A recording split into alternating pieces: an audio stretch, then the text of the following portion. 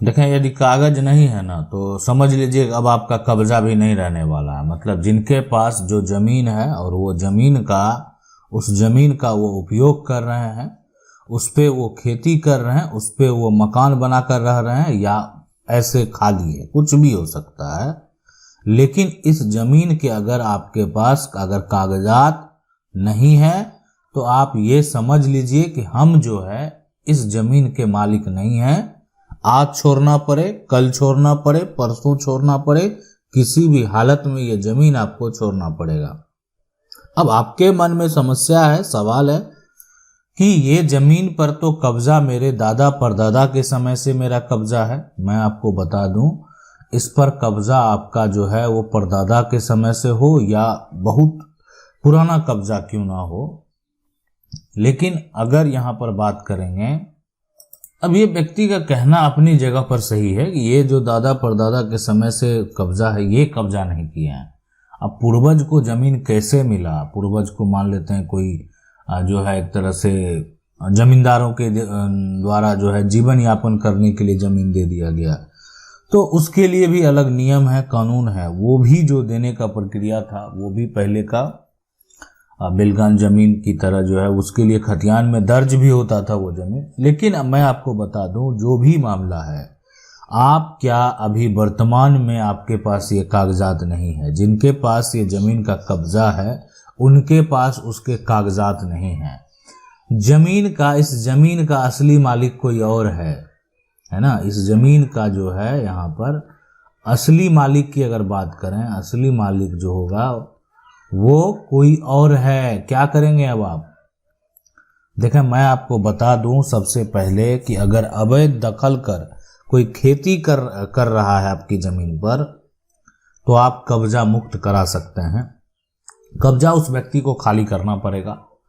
इस व्यक्ति के पास जो है कोई ऐसा सबूत नहीं है, जिससे कोई ऐसा दस्तावेज नहीं है जिससे ये अपना मालिकाना हक जो है वो उस पर जाकर दावा कर सके, उस जमीन पर जाकर दावा कर सके। क्या मालिकाना हक होने का दावा अगर कोर्ट में करेगा तो सीधा सा सवाल इसे पूछेगा, ये जमीन आपको कैसे प्राप्त हुआ, है ना। वो कहेगा कि नहीं, हमारे पूर्वज से प्राप्त है और हमारे पास जो है कागजात थे। तब होता है कि टाइम ले लिया जाता है। कोई बोल रहा है कि नहीं मेरे पास कागजात थे, है ना, हमको पता है। अब ढूंढने के लिए जो कोर्ट में है ना, उसमें तारीख ली जाती है कि उनके वकील आएंगे और बोलेंगे कि अभी वो प्रक्रिया जारी है और हम जल्द से जल्द जो है जो कब्जा करने वाले व्यक्ति हैं उनके पास जो कागजात है उसको निकालने का प्रयास करेंगे। अब ये भी अपना जुगाड़ में जो है दिमाग लगाना शुरू कर देता है। कब्जा है किसी तरह से, तो एक तरह से जुगाड़ लगाना शुरू कर दिया।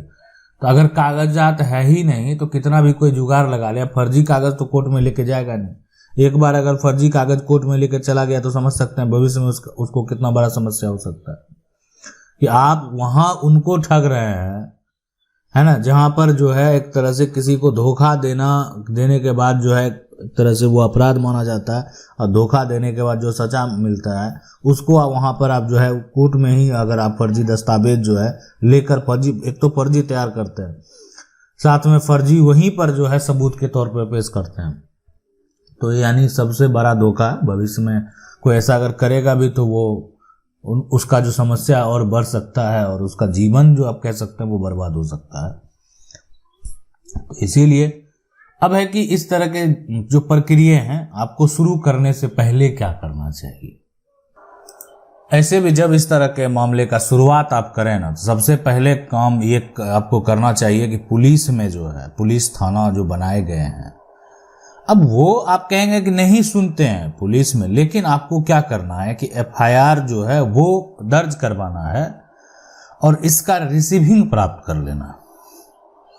ठीक है, ये एफआईआर जो है आप दर्ज करवाएंगे और इसका रिसीविंग जो है वो एक प्रति, आप कह सकते हैं ना कि एक प्रति जो आपको होगा वहां पर जो आपका एक तरह से जो नंबर है उससे, ठीक है, उसमें सारा कुछ मेंशन होगा, वो प्रति आपको प्राप्त हो जाएगा। मतलब अगर एफआईआर आपका दर्ज हो गया तो आपका जो प्रति होगा तो आपका जो भी है उसमें डिटेल सारा, ठीक है, जहां मेंशन किया गया, जो आपको नंबर दिया गया वो सारा नंबर, जो आपका जो केस का नंबर है, आप जो एफआईआर दर्ज कराए उसका जो नंबर है, वो सारा कुछ उसमें दर्ज रहेगा। और मान लेते हैं आपको जो है, आप कहेंगे कि हमको एफआईआर तो एक पेज दिए लेकिन हमको कोई कॉपी दिया ही नहीं है ना। तो ये इसमें क्या होता है ना कि अब सबसे पहले आप अगर नहीं करते हैं, कोई अगर है तो आप तो उनके उच्च अधिकारी के पास भी इससे संबंधित जा सकते हैं, ठीक है, मान लेते हैं। नहीं तो बाय पोस्ट भी जो है आप एक तरह से भेज सकते हैं। और वो बाय पोस्ट अगर कोई चीज़ भेजते हैं ना, तो वहाँ पर जो एक तरह से जो टिकट होता है,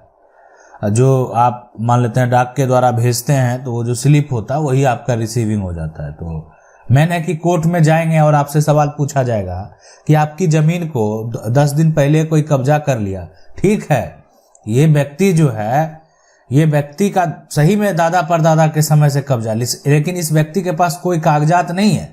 अब जो जमीन का मालिक है इस पे कर दिया केस, इस पे हो चुका है केस, अब इसको नोटिस आ गया, नोटिस ये रिसीव कर लिया, चला गया कोर्ट में।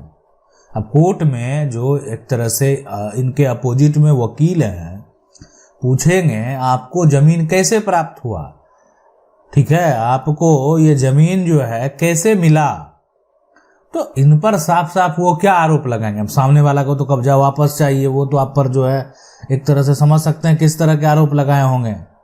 आरोप आपके ऊपर यही लगाए होंगे कि आप बाहुबली हैं, आप अपराधी छवि के व्यक्ति हैं, आपका बैकग्राउंड सही नहीं है और आप जबरन जो है एक तरह से अपना पावर दिखाकर मार पीट करके मेरी जमीन को कब्जा कर लिए हैं।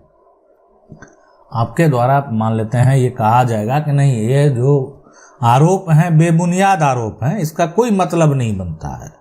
सीधी सी बात है, ये व्यक्ति जो है इनके द्वारा यही सब कहा जाएगा कि ये आरोप जो है सर ये बेबुनियाद है, मेरा ऐसा कोई नहीं है, मेरे दादा परदादा के समय से इस जमीन पर जो है कब्जा है। आप चाहें तो जो एक तरह से इसको वेरीफाई करवा सकते हैं, आसपास के लोगों से जो है पूछ सकते हैं। तो देखिए वेरिफिकेशन करने वाले कौन होते हैं, सबसे बड़ी चीज़ ये भी होती है कि आखिर कौन वेरीफाई करते हैं, कौन इसमें लिखित तौर पर एक रिपोर्ट जारी करते हैं, जमीन का वर्तमान पोजीशन क्या है, तमाम चीज़ें देखा जाता है। देखें जब भी एक बात करें, फैसला तो डिपेंड करता है कोर्ट के ऊपर ही।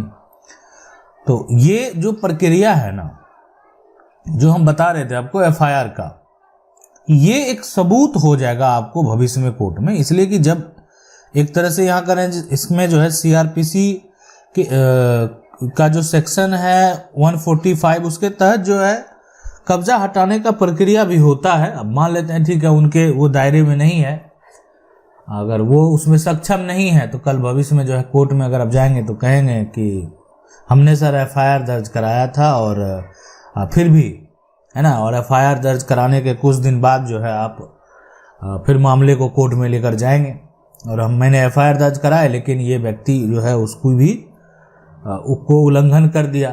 एफआईआर दर्ज होगा तो पुलिस प्रशासन का जो रिपोर्ट तैयार होगा वो तो वास्तविकता को देखते हुए तैयार होता है, लोगों से जो आसपास के लोगों से एक तरह से पूछ कर जानकारी प्राप्त कर तैयार होता है। और वर्तमान में दस्तावेज भी मायने रखते हैं कि आखिर अगर इनके पास कागजात नहीं है तो इनके पास कब्जा क्या कर रहा है। अगर आज जो है डॉक्यूमेंट जो है इनके पास नहीं है, इस व्यक्ति के पास कोई भी जमीन का कागजात नहीं है, इनके पास जमीन का लेकिन कब्जा है, तो कब्जा क्या कर रहा है, क्यों होना चाहिए, ये कब्जा नहीं होना चाहिए इनके पास जब इनके पास कागजात नहीं है।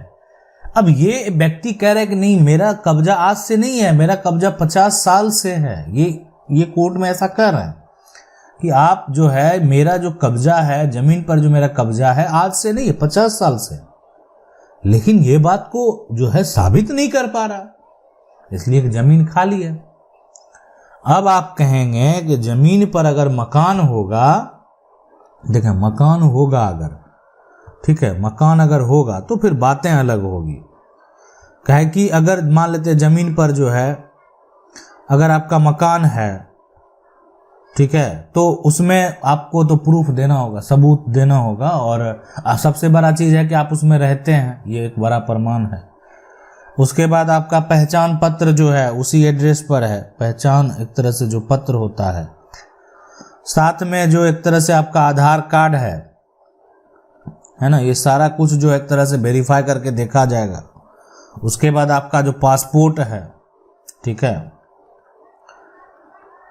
ये तमाम दस्तावेज जो हैं देखने के बाद जो निर्णय है वो निर्णय लिया जाएगा, और उसके बाद की बात है, और जो भी होना है वो तो बाद की बात है। लेकिन ये एक प्रूफ है और कि मैं कब्जा पर हूँ, लंबे समय से कब्जे में हूँ, ये बात वहाँ पर कोर्ट में आप आसानी से साबित उस केस में कर सकते हैं जब कब्जा करके आप मकान बनाए हुए। खाली जमीन के साथ जो है समस्या उत्पन्न होता है। आशा करते हैं वीडियो अच्छा लगा होगा। वीडियो को लाइक जरूर कर दें। चैनल को पहली बार देख रहे हैं सब्सक्राइब करके जो बेल आइकन है उसको जरूर दबा लें। मिलते हैं अगले वीडियो में, तब तक के लिए जय हिंद।